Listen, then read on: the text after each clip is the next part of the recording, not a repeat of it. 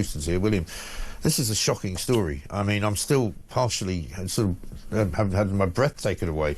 The more I looked into it last night, the more that I read this morning, the sheer scale of the betrayal and the clandestine way that the government of the Tory party acted, and similarly the Labour Party. I mean, they're both in it up to their necks, aren't they? Unbelievable. Can you believe it? You know, tax-paying, honest citizens have been saying for years, get a hold of the borders, get control of the borders. It's surreal. Well, they've also been saying there's an awful lot of Afghan people wandering around. Yeah, and every city centre, every single town and city centre, you can see it, Mike. But the point I was going to make was, it's surreal because at the same time as we were asking for them to get control of the border on the south coast, they had a covert operation to bring tens of thousands of people in. People that are very, very difficult to integrate. It's just unbelievable. Yeah. It's well, we were hearing from a lady in Uxbridge, I don't know if you were able to listen to the show earlier, who said that she lives on a sort of former army base, and she said that she known about this. Afghan families moved into her army base in February of 2024.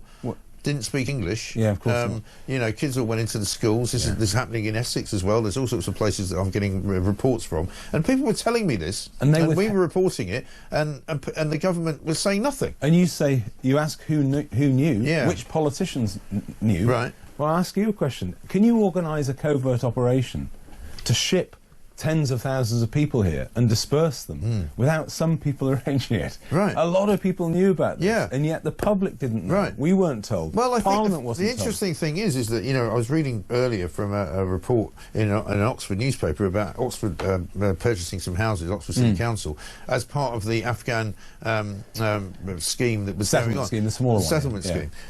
So we sort of knew there was a scheme because people used to ask questions about, are we doing the right thing? Are we not betraying these people, leaving them behind, blah, blah, blah. You know, so we knew there was something, but I think it's the numbers that have shocked people. And Johnny Mercer, meanwhile, in his piece, I mean, the Tories are sort of doubling back a bit, you know, aren't they? I can understand trying to do that, but it's on their watch, and they withheld it. Yeah. Imagine how few MPs they would have got if we knew about this. Yeah. In the election, well, general election. This is the other reason, supposedly, why they wanted to keep the injunction going in spring of 2025, because they knew that they'd be completely wiped out. And it would have been a long time, even if it was released by the election. It would have been a long injunction. But no, Mercer says that you know, the triples, the special forces, some of those people that we probably should have taken in very, very small numbers, hundreds, are being rejected. Meanwhile, people with a tenuous link, he says a very, very tenuous link, are being shipped in.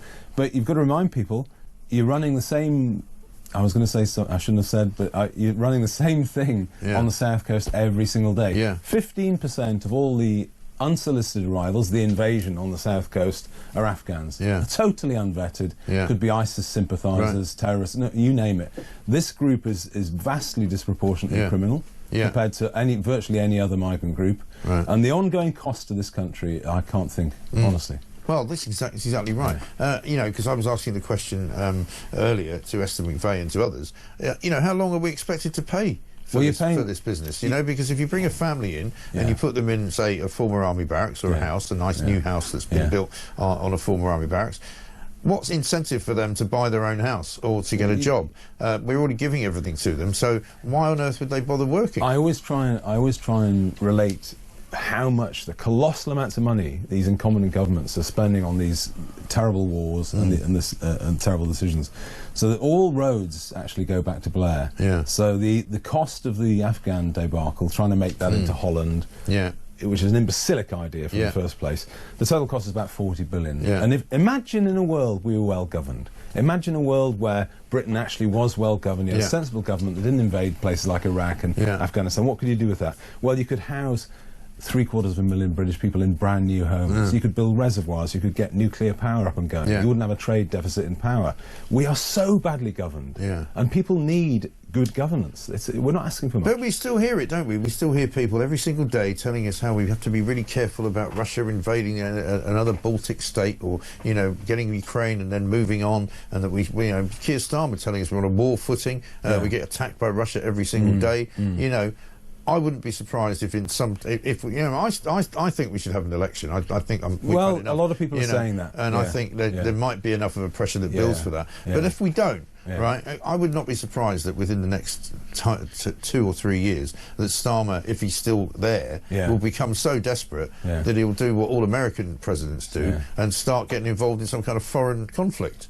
Because, you know, that's what they end up doing. You just don't know, honestly, anything to distract. But, you know, I just think all of this was avoidable. You know, as I say, most roads go back to these incompetent decisions. Yeah. Once you've started it, you know, the other thing that we've got a law firm in Manchester pursuing the MOD and the government for every single breach. Yeah. You know, so you've got 25,000 people there. Oh, these are the people we've invited in who are now suing us, right? Yeah, exactly, yeah. So Raw Afghans. Yeah, exactly. So they're going to get £50,000 each. But £50,000 each, Mike, is a small amount on the available data at how much some of these totally unassimilable migrants cost European states. And it's £500,000 in their lifetimes per person. Yeah. So it's disastrous. Money we just don't have. It's money we don't have, and money we won't generate, and money we never can get back. Really, unbelievable. Effectively.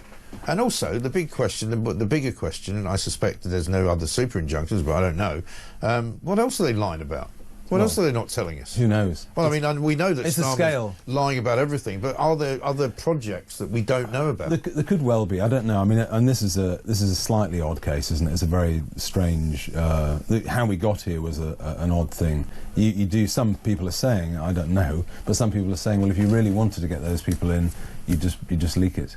And the other point is, Mike, that no, you know, you've got to ask this question.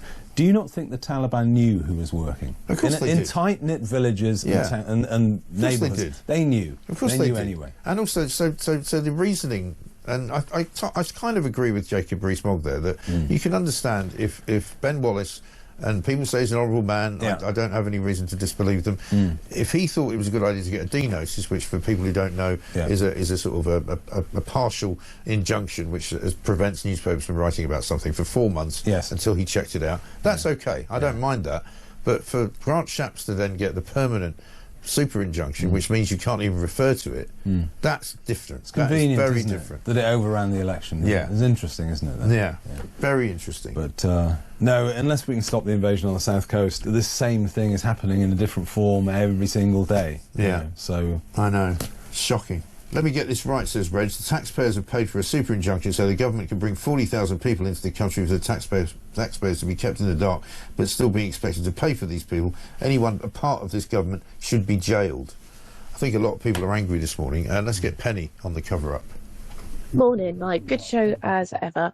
Just a quick one about all of those politicians and the Afghan cover-up. Surely they're all going to say, oh no, I didn't know a single thing. If they can't answer simple questions on PMQs, are they going to be able to answer the questions from the general public about if they were involved or not? I won't hold my breath. Good show as ever. Thanks. They really won't. Incredible. Quick word on the inflation. 3.6%, up from 3.4%, higher since January 24. Very bad news. Very bad news for Rachel Reeves. After she made that statement in the Mansion House last night. Yeah, because growth, such as it is cratering, and what we needed was an interest rate cut. And this is much less likely now. It's interesting, actually, Cold Water Economics analysed where the inflation is coming from. And it's in the areas of the economy that the government has most control and regulation over. So it's literally the energy problem, the housing problem, and food inflation. Basically, all roads lead to incompetent governance, I'm afraid. And it ain't getting any better. No. Absolutely staggering. William, great to see you. Thank you very much indeed. William Clouston, leader of the SDP. We've got more